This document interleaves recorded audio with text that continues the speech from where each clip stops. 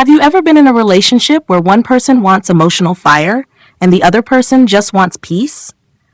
Where one person says, "Tell me the truth, go deeper, don't hide from me," and the other person says, "Can we please not turn every feeling into a storm?" That is the emotional battlefield of Chaturdashi and Dashami Tithi compatibility. This is not a casual pairing. This is not the kind of relationship where everything naturally flows with ease, laughter, softness, and simple romance. This is a pairing where two very different emotional bodies meet each other, one carrying intensity, transformation, and inner fire, the other carrying sensitivity, duty, emotional order, and the longing for peace. And this is exactly why this pairing can either become deeply healing or deeply exhausting. Because Chaturdashi does not love lightly. Chaturdashi feels deeply, tests deeply, longs deeply, withdraws deeply. And when hurt, Chaturdashi can become cold, sharp, suspicious, or emotionally unreachable. Dashami, on the other hand, wants the relationship to feel safe. Dashami wants rhythm, stability, emotional protection, a space where love does not always feel like a crisis, a space where intimacy can breathe. So when these two come together, the question is not, is there attraction? There can be attraction. The real question is, can intensity and peace respect each other? Because if they cannot, love becomes a cycle of pressure and retreat. Chaturdashi pushes for truth. Dashami pulls back to restore calm. Chaturdashi wants emotional depth now. Dashami needs time to process. Chaturdashi may say, "Why are you avoiding me?" Dashami may say, "Why are you attacking me?" And slowly, both begin to feel misunderstood. If you are Chaturdashi, you may feel that Dashami is too soft, too vague, too emotionally indirect, too influenced by other people, or too afraid to face the raw truth of the relationship. You may feel, "I am asking for depth and they are giving me explanations." You may feel, "I am asking for loyalty and they are giving me politeness." You may feel, "I am asking for emotional merging and they are giving me routine." But pause here, because Dashami may not be avoiding love. Dashami may be protecting their nervous system. Dashami may need gentleness before openness. They may need peace before passion. They may need a stable emotional atmosphere before they can reveal what they truly feel. If you are Dashami, you may feel that Chaturdashi is too intense, too demanding, too suspicious, too emotionally consuming, or too hard to satisfy. You may feel, "No matter what I do, it is not enough." You may feel, "If I speak, it becomes a fight. If I stay silent, it becomes suspicion." You may feel, "I want love, but I do not want to live inside emotional pressure." But pause here too, because Chaturdashi may not be trying to destroy peace. Chaturdashi may be trying to find truth. Chaturdashi does not trust surface calm. Chaturdashi senses hidden cracks. Chaturdashi wants to know what is real beneath the words, beneath the smile, beneath the duty, beneath the socially correct behavior. So the tragedy of this pairing is this. Chaturdashi may mistake Dashami's gentleness for emotional weakness. Dashami may mistake Chaturdashi's intensity for emotional cruelty. And once that misunderstanding begins, the relationship becomes heavy. Mentally, this pairing can be challenging because both process reality differently. Chaturdashi thinks in extremes of truth, loyalty, transformation, and emotional honesty. This is the person who may ask, "What is the real issue? Why are you not saying what you actually feel? Why do I sense distance between us?" Dashami thinks in terms of balance, responsibility, stability, and emotional atmosphere. This is the person who may ask, "How do we handle this without damaging the relationship? How do we restore peace? How do we not make everything heavier than it needs to be?" Neither is completely wrong, but both can become wrong when they become rigid. Chaturdashi becomes wrong when truth loses tenderness. Dashami becomes wrong when peace becomes avoidance. This is important because many couples confuse silence with maturity. Many people confuse emotional control with emotional intelligence. But sometimes silence is just fear. Sometimes calmness is just suppression. Sometimes being practical is simply refusing to feel. And on the other side, many people confuse intensity with authenticity. They think, because I feel deeply, I must be right. But no, depth does not automatically make you wise. Pain does not automatically make you truthful. Passion does not automatically make you loving. Chaturdashi must learn this. Dashami must learn this. Because if Chaturdashi keeps pressing, Dashami shuts down. And if Dashami keeps smoothing things over, Chaturdashi stops trusting. Emotionally, this pairing has one of the most delicate contradictions. Chaturdashi needs emotional intensity to feel bonded. Dashami needs emotional safety to feel bonded. Chaturdashi may feel loved when the partner is raw, honest, passionate, loyal, and willing to enter difficult emotional territory. Dashami may feel loved when the partner is kind, steady, patient, respectful, and emotionally regulated. Now imagine the conflict. One says, "Come closer, show me everything." The other says, "Please slow down. Let me feel safe first." One says, "If you loved me, you would not hide." The other says, "If you loved me, you would not pressure me." This is where heartbreak begins. Not because love is absent, but because love speaks different emotional languages. Chaturdashi's love language is depth. Dashami's love language is safety. Chaturdashi's wound is betrayal. Dashami's wound is overwhelm. Chaturdashi fears being emotionally abandoned. Dashami fears being emotionally consumed. And unless both people understand this, they keep triggering exactly what the other person is trying to protect. In sexual intimacy, this pairing can be magnetic, but also complicated. Chaturdashi can bring intensity, desire, mystery, hunger, and emotional charge into sexuality. For Chaturdashi, sex is rarely just physical. It can become a test of trust, a ritual of merging, a proof of loyalty, a way of touching something beyond ordinary companionship. Dashami can bring tenderness, receptivity, imagination, sensitivity, and healing into sexuality. But Dashami cannot fully open if the emotional atmosphere feels unsafe. Dashami may need softness, time, rhythm, affection, and emotional permission. So here comes the sexual mismatch. Chaturdashi may want fire. Dashami may need warmth. Chaturdashi may want surrender. Dashami may need trust. Chaturdashi may want intensity now. Dashami may need emotional preparation. And if this is not understood, sexual intimacy can become a silent battleground. Chaturdashi may think, "You do not desire me enough." Dashami may think, "You do not make it safe for me to desire you." Chaturdashi may become jealous, suspicious, or sexually wounded. Dashami may become passive, dutiful, disconnected, or emotionally unavailable. And this is dangerous because the body remembers what the mind refuses to say. If Dashami starts giving intimacy only to avoid conflict, resentment begins. If Chaturdashi starts withdrawing intimacy to punish, fear begins. If one partner uses sex as proof and the other uses avoidance as protection, the relationship loses sacredness. So for this pairing to work, sexuality must be slowed down and made conscious. Not boring, conscious. There must be affection without demand, touch without pressure, conversation without accusation, desire without testing, vulnerability without punishment.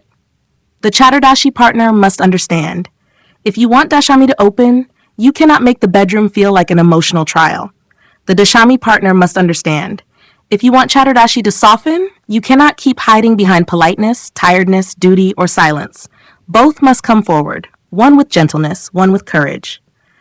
Now let us speak about hidden imbalance. This pairing is not always openly hostile. That is what makes it tricky. Sometimes the imbalance is quiet. Sometimes the relationship looks functional from the outside. There may be responsibility, routine, family duties, social correctness, shared work, shared goals. But underneath, one person may feel emotionally starved and the other may feel emotionally drained. If Chaturdashi dominates, Dashami becomes the emotional caretaker. Dashami keeps calming, adjusting, explaining, forgiving, absorbing, managing the atmosphere. Chaturdashi keeps demanding more truth, more depth, more loyalty, more emotional proof. Eventually, Dashami may lose desire. Not because they do not care, but because they feel consumed. And once Dashami loses desire, Chaturdashi feels rejected. Then Chaturdashi intensifies. Dashami retreats further. This becomes a painful loop. If Dashami dominates, the relationship may become peaceful but emotionally shallow. There may be routines, kindness, duty, service, and practical support. But Chaturdashi may feel unseen in the deeper layers. Chaturdashi may think, "You are good, but you do not reach me. You are kind, but you do not meet my intensity. You are present, but not fully intimate." Then Chaturdashi may start creating emotional storms just to feel something real. That is the shadow. Sometimes people create conflict because peace has become emotionally empty. So the question becomes, how does this pairing mature?